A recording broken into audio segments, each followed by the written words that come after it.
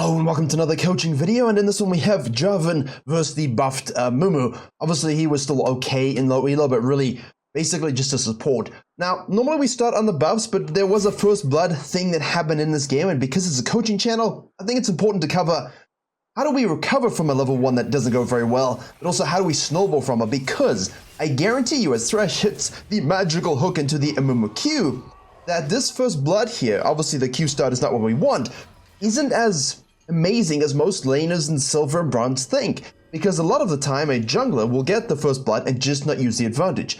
A lot of time a jungler will be compromised on the first blood and think the game is doomed. Neither of those are ever the case in low elo, because you can always play around it. And always, if you start with an impractical spell on a champion that, has CC, but you don't really want to farm with it, yeah, it's going to slow you down quite a bit. So the Jarvan knows, hey, I'm still able to get to my buff on time. This guy hasn't even reset to get his cash money gold spent. I can use that still, and I should have some of a decent tempo advantage.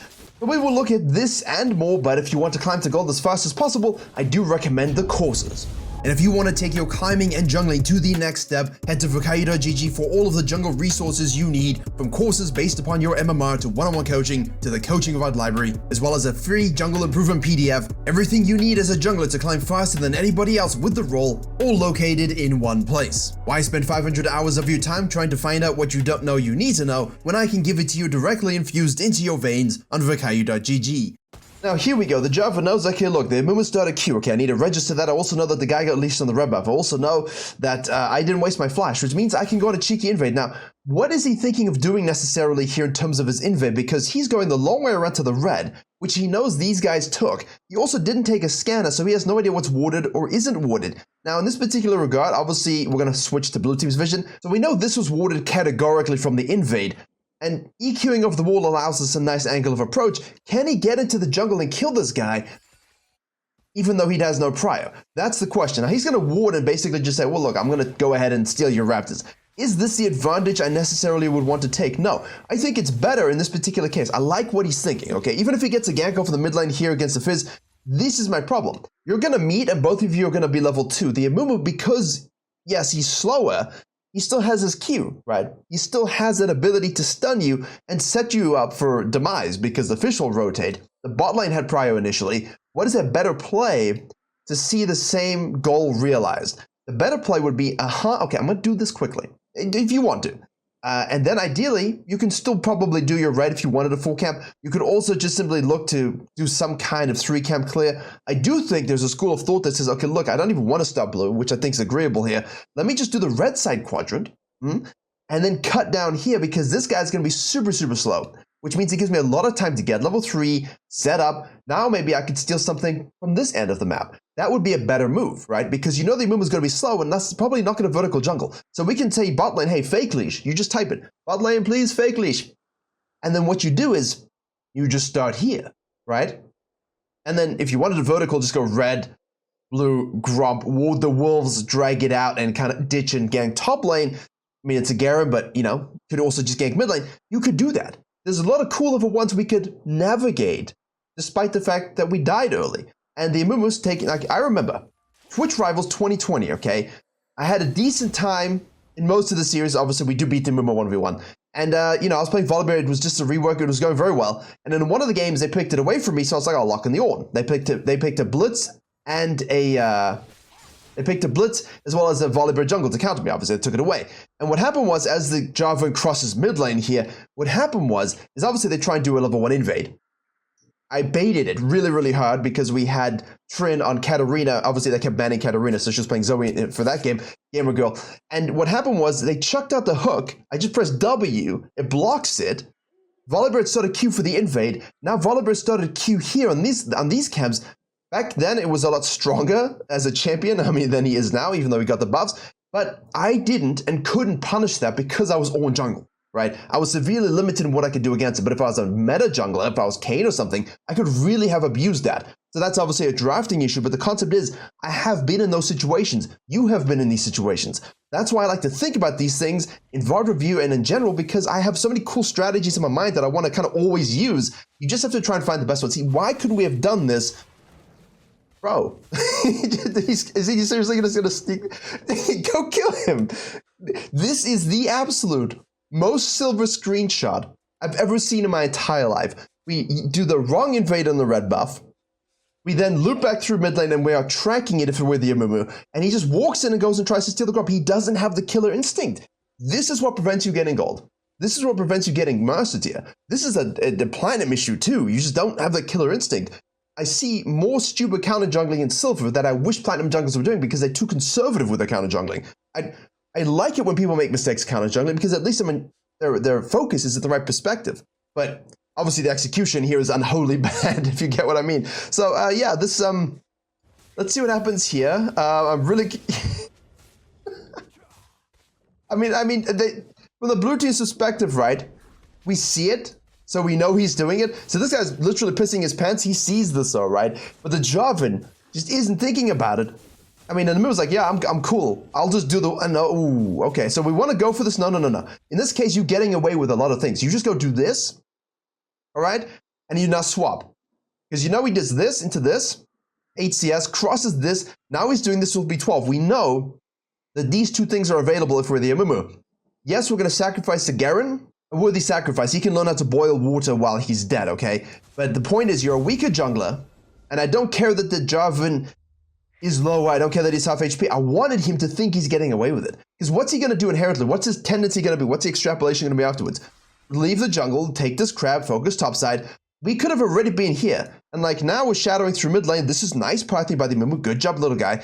Like the Thresh is moving up here. We don't need hit to plant other than to deny. That's fine too. We could be on this, all while the Jarvan should be on these. Now, could there be some Jarvan randomness where he's kind of like sequencing down to defend his camps instead of controlling the red side camps? Yeah, of course. Which is why we place wards over walls as we do this kind of stuff. Now, the Amumu, let's have a look to see what happens. I mean, yeah, that's definitely what we could have done. He's still able to use a huge gank in the bottom lane. The Pike will hook us into a minion wave, and then we probably die. So, it started off so good, and then it ended up not so good. But unfortunate there. Now, the Jarvan just cuts out his raid. He goes, Raptors, Wolves, see as I'm saying. But if we had taken it, we could have outside in ruled it, right? We see this guy. We go down. Obviously, now it's warded. If you watch from the Jarvan's perspective, look at this. He actually moves on down to ward it. It's such a silly ward. It's an absolute waste of time. And we have a replay glitch where Pike's passive is kind of a plank to the replay. It will go away in a little bit. There's no way to fix it because indie game company. But the guy's going from this to this to this as we expected. But if we just outside in ruled it, right, we could have just said, I see you, boom, boom, boom, boom. Maybe we have a better gank here because ADC actually shows up again. ADC that's winning, right? So obviously it's good that they're able to finish it off there and get the kill, and that's fine, but just a lot of fundamental jungle breakdown in principle. Now, this ward here also would have told us that Jarvan's coming, which means we could straight up counter gank it. Let's have a look to see if we do. We see the Jarvan here. We're on the Krugs, we're finishing it. We see it, we're going to reactively path, which is at least something. Ezreal is quite low, has no sums. The Amumu now will not, or obviously does not have his flash. Pike goes in to try and turn it. Can we peel? Yes, we can. Keep the spacing, kill the Jarvan. We kill the Jarvan, he kills the Xayah. That's okay. The hook almost misses. If that was Nautilus, it would have. At least Caps is Nautilus. Apparently that hitbox is triple girth, even on Nautilus. We can shove this sucker out right here. There we go. Jarvan dead. Nice. Now we can move up through the river. I'm not sure why we don't have Prio, and Silas could be rowing if he's not resetting. And it's a little bit silly, right? Like if you don't see the Silas or he disappears, then you kind of not want to be in that. You don't really want to be in that situation where you're not going to be doing this. You know what? I mean, he could come out of base and do this, but what's my target goal here, right? Where do I want to go next? Can't really solo this. I'm not going to have the tempo advantage to do so. You could just loop back around if you're a ganker, but the problem is all of this decision making has now compounded into a situation where it's like, well, all of this is not good. One grump, no wolves, no Krugs, doing Raptors, wasted time walking through the river, watered this. You know, we're kind of a little bit lost here. And there we go, we fixed it. He does go up, he does sync up perfectly with the wolf camp into the grump camp. I think this is the best possible play that he could make, given the situation he's in. So this ward here is fine, just to protect against the dragon if you see him, cool. But Jarvan didn't have his red buff yet, which means it's likely he probably goes and does that. Like, does he do his red or does he do his dragon? And Silver, they love the red and they love the dragon. That's a good betting game, actually. You could do a good drinking game of what does the Silver jungler go to next? The red buff or the objective? Specifically the dragon, not the herald. So now we're going to go topside here to look to gank this. They are thinking about removing this plant, which is just unholy stupid. I hope they don't go through with that. Absolutely asinine and terrible change that has no logic to it whatsoever. Whoever thought of that, just, no. Terrible. Absolutely terrible. Now we're just randomly going through here. If the Jarvan didn't take this, but he sequenced down, like we saw 12, if you see 16, 20, 24, he shows up down here with, you know, that many CSs, you know the guy is taking some camps and he didn't do his red, so you know the red is up. So if he doesn't show up on the dragon and he doesn't show up bottom lane in this duration of time, it's unlikely he went to the bottom side out of base, which means he probably went here down. So in theory, none of this should be up, and he should of course be on the bottom side. You follow? So even though it's random, there's a way to deduce where he most likely is going to be. You've got a probability cloud the jungle in Silver. And in most deals, like you don't always know exactly where they are. They're literally, it's an electron probability cloud, right? We know he's in this area, but we don't know exactly where. Like we know he's in the movie theater, but I don't know what seat he's in. Yeah, but I know where he is, right? In terms of space. So I think that's an interesting way to look at it in terms of tracking. And in this particular case, didn't show dragon, didn't show bot lane. His red was up, he didn't do it because I pressed tab a few times. And on the jungle course, I really drive this home. Like I go tracking fundamentals so you can do this and do this well. Because this is absolutely baseline for me. You need to get to gold and know how to do these things, because then you will stay gold and you will be able to climb through gold. Trust me. It's one of the biggest things you can do. Waste of time. Waste of time. Waste of time. Always a classic. This against Silas. Now obviously the Jarvan was on the bottom side and he can just go ahead and take this for free if he wanted to. He could lane gank this as well. He could just go and steal your red buff as well. He has a lot of cool decisions he can make if he didn't need to reset or spend the cash money gold. So from the Amumu perspective, you know, you go counter jungling, now you definitely know he's on the bottom side. He is level 6 early. He uses the advanced ganking technique of running at the enemy laners, and then Thresh kind of baits it out. I don't know if that was a bait or anything. And to get the tower shot flay, we flash through the ult. The Amumu is trying to counter gank this, but it is a Pyke who has illegal technology in his kit. And now the Zai is super duper low, and she will ult, we will peel, but I don't know if she will live because Pyke will try and get the kill, which of course he does. We're able to snack a bunch of things, and this is still good. This is still good stuff. Can we hit? Oh, we forced the flash, but it nice. So we can shove this out again. Pretty solid, like with 3-1-1, like this is not, none of this is a mean critique. This is like, this guy's doing fine for Silver. He will win more than he loses playing like this. But I don't want you to climb from silver to gold with a 52, 53% win rate. I want you to climb a 60, 70, 80% win rate because you are a gold jungler already. That's why I make this content. That's what I talk about. You know? That's the way I view it. Nice translation ganked up by both the Thresh and the Amumu. I like this. Heads up. Not 6, can't do. Just go, get the gank off. I know we're going to lose the Dragon 4. That's fine. We can go ahead and snack this baby out. He might try and cheese this, but that's okay. We'll go down this. We'll shadow this. Repeat gank this with level 6 once Thresh joins back up into the lane. There's the Pyke clearing the vision. Yeah, we can do something about that. Like, that's a possibility. Especially because the Jarvan should have nothing else, but I wouldn't be surprised if the Jarvan was waiting 10 years bot lane. You know what I mean? Would anyone be surprised? But let's have a look. Did he reset? Probably. He's topside, okay. But I wouldn't be surprised if he's just sitting in the bush. You know, that has happened. So I kind of like the idea of trying to get a 6 on the bottom lane. That's what we want to do, but not proper ganking technique, not something I want to, you know, labor over every single game. And obviously now we're just running through mid lane see, this is not so good, right? This isn't good. You're telegraphing your play to the whole enemy team. Now Fizz is going to rotate. We're able to get a kill back. We both die as junglers, but you know, this kind of stuff is where it ends. So basically it's like, look, I'm going to sequence down to prevent the counter jungle. I'm going to look to see if there's a gank here for me or the Jarvan potentially showed up. If nothing, I'm not going to hang around, right? If I have gold in pocket, how much gold did we have in pocket actually? Let's have a look, make an educated decision. 2,000, right? So that is the demonics, right? That we can go ahead and finish very, very shortly. So even if you're not that, like even if you're this far away from the demonics in that particular case, right? Even if you're super, super, you know, we have 850 obviously, right? So I said we could finish it. But imagine you were not quite there yet. And you wanted to kind of waltz around the map so you had the gold for demonics. I get it. But it's better to just go back to base, get a blasting one, get an M-Tom, finish your boots, right? Finish your boots. Now you're fast into rotations. And then try and make sure you can defend this quadrant, this scuttle, plus this herald.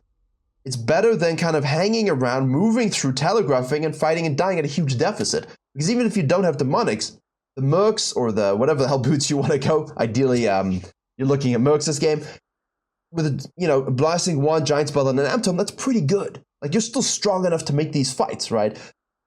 Pros and cons about itemization reset, but I would look, I would hover, I would chill, I would see no, I'd go back to base, now I can leap to the top side and make the right plays. But unfortunately, we just run across mid lane desperately looking for extra ganks. But that being said, we didn't need any of it because we actually had the gold for demonics. So we could just literally go back to base, buy it, and be off on our merry way. Right? There you go. Now, Kali goes top lane, Silas goes top lane, the Jarvan shows up on the top lane as expected because it's strong side. For the Herald is on that top side. He's going to want to snag the baby up. We've got an RNG Scuttle Crab, we've got a red buff here. The Amumu decides to do blue. I mean, this is the kind of stuff I want to make sure we leave the base with doing this. So if this happens, like, well, shit. But at least I can fall back to my blue Grump Wolves. And even though I have to give this up, I still got something and I can see it. Because I highly doubt that in this... Here we go again.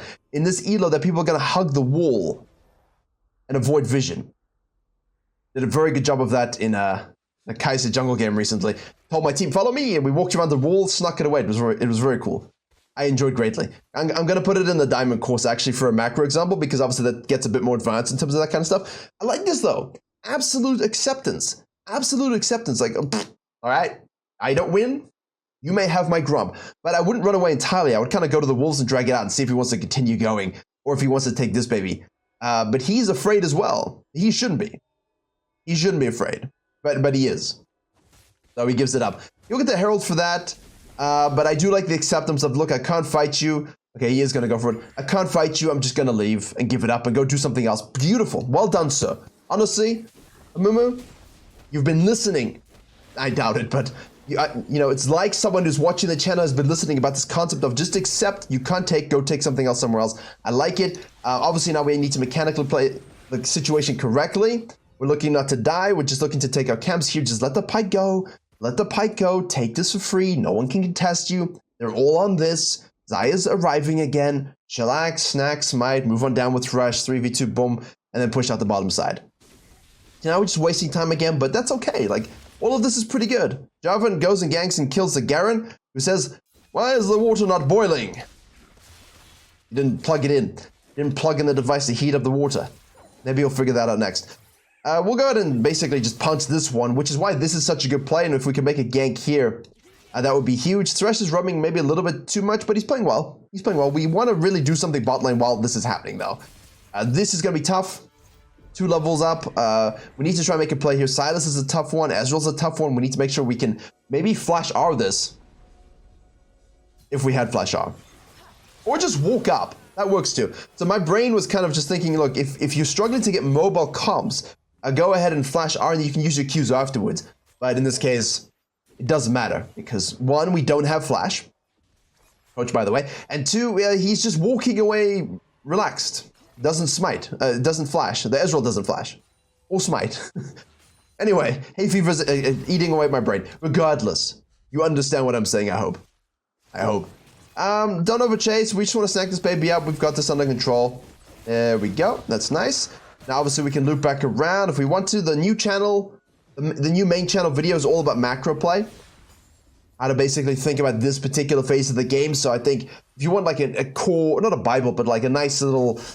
guide you can always refer back to. I think that video is really good for that kind of stuff. So I talk about things in this video and other coaching videos, and it's like, I don't really see it. That video will be like the baseline, right? I'll probably start linking it, not in this video, but I'll start linking it in the future to a lot of things. We see the Garen killing the Akali. I'm sorry, I'm not looking around as much because no real need to in the Fiesta zone. Jarvan now goes back to the bottom lane. Again, if you're a Mumu and you want to do this gank again, sometimes it's better just to loop this way so that you can do the loop into the bottom lane, transition nice and smooth. Jarvan shows up, or you come ahead of him. Either way. But if you kind of try, don't succeed, and I go up, you're disjointed from the situation. That's why I always say path towards where you want to go, right?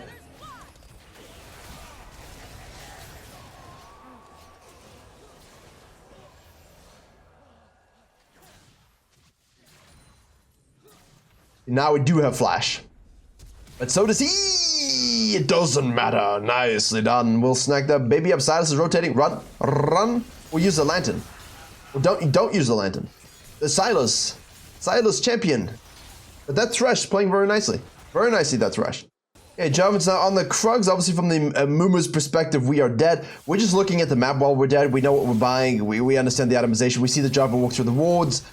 Kali's going to go and we're going to get that kill if you're the Jarvan. That's cool. Hexter gets to this side. See, now in this situation, Jarvan, Kali, where's the wave going to be? Pushing in. Where's the Jarvan going to go? Here. What do I want most? Rob Golden experience or the buff? I would kind of try to pick one, leave a control ward and run away if possible. If I could take both and leave, I would. But you don't want to go inside out. You want to go outside in because you want to take the things as far away from you as possible so that you can fall back down to this. They show up, it's not here. And you're kind of dragging them away from where it's safe. And now you can move on to the other side of the map. Let's see what he does do though. Hopefully he doesn't walk up to the blue grump. It would make me very nervous. Yeah, but I feel like we could have taken that and now done the wolves. Because I think like the Jarvan most likely is on this or this. You know what I mean? And we're on the wolves and he wouldn't know. So we at least get something. And obviously a control ward in the pocket here lets us see this, which means we can make another decision. So that would have been a better play in general. Way to think about the mid game. But I do like that we didn't go there. That's very, very good. Good tendencies from this Amumu. Definitely nice to see, right? Like you can see that the stuff we talk about quite frequently in his perspective is starting to look somewhat solid. You know, not this in particular, but there's definitely the room to grow and build on these fundamentals, which I'm happy to see. Pike unfortunately gets a huge dunk. Silas steals our ult and kills us all. Zaya is over here. Garen was dead. Jarvan runs across the map. We're being anti-sieged. How are we going to win this game if we're the Amumu? What's your... Think about this. We're going to go fast, obviously, because I don't want to spend too long on what's going to happen. I don't know actually what's going to happen. I can see on the timeline, which you can't see for a reason. What do you think is the game plan here for the blue team's goals? Right? Like, how do we win this game, and what do we need to do in order to accomplish it? Firstly, we definitely need to control our jungle. So wards, Kai back, not face checking any bushes, not overcommitting. From the red team's perspective, you do not want to be here when your team isn't able to follow you up whatsoever. So this is a holy mistake by the red team. This guy's here, like, why are you going so deep? You know, and if you're the Ezreal, don't even bother rotating. Just push as much as you can to try to get the turret and back off. That's all you're looking to do. So, yeah, the Amumu dies, but that was a terrible play by the red team. And of course, the blue team, once you win that or get something from that you normally would not, pull back, take your W, reset, spend your cash money gold. You know their whole team can show up. You're not looking to stretch out this fight any longer. And unfortunately, they do stretch out the fight a little bit longer. Okay, red team is now shoving this. The dragon's going to be spawning. Amumu is available. At this stage, you're down 5k gold. Do we want to go ahead and steal this? Do we want to try and coin flip a bounty steal hex deck, make a good fight, translate that to potentially a Baron or just a whole bunch of turrets? I think in this particular game, the way it's been going, the goal as a jungler is you need to view yourself right now as the absolute nexus event. You are the difference maker. You are the god that's going to win this game. You have to make a play. Mechanical play, it still doesn't matter. You have to make something happen. So, what happens is, enemy team decides, look, we're going to go ahead and do this. The Ezreal in typical silver fashion goes to the top side. So we know at this point, okay, look, there's no Ezreal. Where is he? He's getting pinged by his team. The red team now at this point have to give up. The red team should pull off. If you're the red team, just leave. You flame your ADC, I don't care what you need to do, but you just leave. Don't die here. Because trust me, if this happens when you're in Platinum, Diamond, Master Plus, whatever, and you die here on this, they're taking this and the Baron. Right? Now Ezreal's gonna make his way over, and now, of course, basically the issue here is that the silver team nature comes out. If you want to win and get to gold easily, here's a tip. If you're a tank or something, numbers. If I have numbers advantage, engage and use it. End of story. Ezreal's clearly not here. We haven't seen him. Jarvan's flanking to try and steal this. He's out of position. Engage and kill him. No hesitation. As soon as someone splits off from the team and you can kill them and chain CC and do it, do it. They waited way too long for the Jarvan to kill. As soon as they started splitting off, you've got to all in engage and kill everybody. Use your flashes, use your ults, make sure people die. Now you kill the next target. But as soon as you got 5v4, 5v3, they should back off. And here you saw this, they did back off except for the Jarvan. So we make the kill, now we can turn onto this because we have 5v4. And we have the smite and they don't. It's just slow. It just happens slowly, but in principle, you saw what's meant to happen. But the Ezreal now has rotated. In reality, the Ezreal should not be even a factor in this fight. But we took so long that he actually rotated. So keep those things in mind. Very easy as a tank, as a support, as an engaged tool to say, look, I have numbers advantage, I'm going in right now. This guy's out of position, I'm pulling the trigger. Off we go. Huge teamfighting guide in the silver course and platinum course. What I'm thinking of doing is actually just making a teamfighting course. And we'll look at it from every single MMR, but we'll go high elo, and we'll go pro play as well. We'll break down like the best team fights in pro play or the bad team fights in pro play, just to look at coordination and the things that they see and track. It would be a really cool thing to kind of go through, I feel, as a course, because, you know, if you're winning or losing, what does it come down to a lot of the time? A team fight. How do we navigate that? What's the fight within the fight? What's the engage? Who should I be peeling? Who should I be engaging? What's my role as an ADC, a mage, a marksman, a burn damage dealer like Brand, an Amumu, a Braum, a Rel, a Thresh, a Soraka? You know, all of these things are important. Why? Because as the jungler, if you're the Warwick, the Rengar, the Kha'Zix, the Elise, the Evelynn, you've got to know what they're going to do. Because you need the patience necessary to execute what you want to do off of what they want to do. And if you don't know what they want to do, you can't be patient because you don't know what you're waiting for, and then ergo you die. Now, for some particular reason, we are all coin flipping to an Akali split pushing while there's a Baron up, which is absolutely horrific. Never, ever, ever, ever, ever go to the bot side as a jungler when they're all on the top side for the Baron. The only time you do that is if you straight up cannot win the fight, they're already on it and you can't contest it, and you just want to kill people and push this hard as hell. You're trading it for the Baron. Sometimes in losing games you have to, but in this particular case, it's an equal game, pretty much, so we did not need to do that. Now, we know they're on it. The Akali's on the bottom side. She has no TP. The red team are getting super duper low. The Fizz hits a beautiful ult on the Ezreal, and the Jarvan has decided to go back to... In his hubris, he goes back to base thinking they got it. Why is he leaving? Does he think this is not contestable? Like, if he's sitting there with a flag drop, they might still be able to get it and get out. That's not really what you want. Like, I still don't think, I think here we're still trying to do a 4v4 straight up, like bait them in, make the pick, and then do the Baron. Like, you're not trying to coin flip the smite. And we can see that they're coming in close here, but I wonder if we were like at 1200, 1400 HP here, we can snack it and get out, right?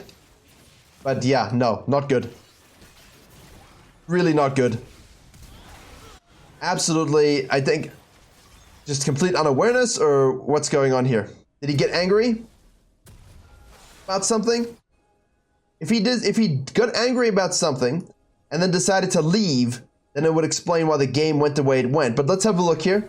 If he AFK'd, I'll tell you in a second. Regardless, you take the Baron, you go mid lane, you don't know this yet, you go ahead and push this. Okay, so let's see.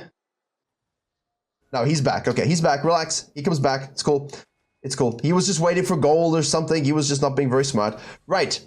We've taken the Baron. We've pushed up the map a little bit. We've gone back to base. We've got the top turret. The Silas is way out of position. Make the pick. Make the peel. Let's go, go, go, go, go. Nice GA proc there as well. Kill, kill, kill, kill, kill. Oh, this champion. Very good. Super nice. We have the Pike over here being hooked by the Thresh. Jarvan is holding this wave over here because it's being Baron pushed.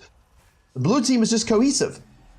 They're playing around each other, and I think the Jarvan's really mad about the dragon thing in the Ezreal. But like, you can't let that bother you because people make their mistakes all the way up. Like, this is not unique to Silver. That's just a typical thing. ADCs are the stupidest players in the game. They have zero macro sense. They have zero macro sense. That's why an ADC will over push and die to a Rengar in bronze, silver, gold, platinum, diamond, master, grandmaster, challenger. They just their macro is, it doesn't exist. It's the worst in the game, 100%, no question. It's unfortunate that they're so powerful and that they think they're so weak, but it is the way it is. It's still a mechanical role, right? Like, ADCs in Silver are still not going to be as mechanically good as they should be, which is why they can't do the things you need them to do to win. That's why we don't recommend playing ADCs in this elo, but either way, it looks like it's a straightforward swish from here out. Let's have a look to see if anything interesting does happen. Looks like the red team is just straight up tilted. You make the pick after the dragon, you cut them off, this is good stuff. Now the Thresh goes in, peels the Akali as much as possible. The rest of the team goes all in on the Xayah. The Amumu went looking for a flank, so make sure you are peeling your ADC here. We do show up the Xayah. See, this is what I'm saying. Like, it's not super, super duper, like, montage ADC stuff, but that's solid, right? So if you can make those plays, you're going to be looking pretty good. The Garen's going to split push and take that while that happens. The Akali is still just being annoying. Remember, if you're the tank, the Thresh, the Amumu, whatever you can do to peel the ADC, please do it. Don't go venturing. just keep tight against assassins, against Jarvans, against all those kinds of champions. We are now onto the Thorn Mail with this baby. So I think in this game that's fine. Yeah, that's okay. Deal with it. I still like the Frozen Heart Abyssal Mask combo in general. It's a different philosophy. It's basically saying I don't care about the grievous wounds at all, but you know, Jarvan my Gore Drinker, you know, I get it. There's nothing wrong with it, right? I just like to think a little differently about tank optimization. I think it's interesting. So here now, you want to be able to take them all on, kill them all. We don't have ult, unfortunately, but I don't think it matters with true damage and percentage damage and magic damage and CC damage and all kinds of damage. And there you go. Make a play. Make a play. Now, the Baron is going to be spawning, so this particular stage, we want to make sure we get that. We don't want to wait 10 years for this. You want to go here, shove this, force rotation, now you come back down. Don't wait 30, 40 seconds, right? Cut through, take, shove, push, pull back.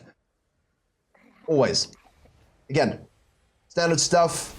Game gets a bit one-sided here, I think, potentially, and they're about to end anyway, so I don't want to talk too much about the nuances of red team tilting.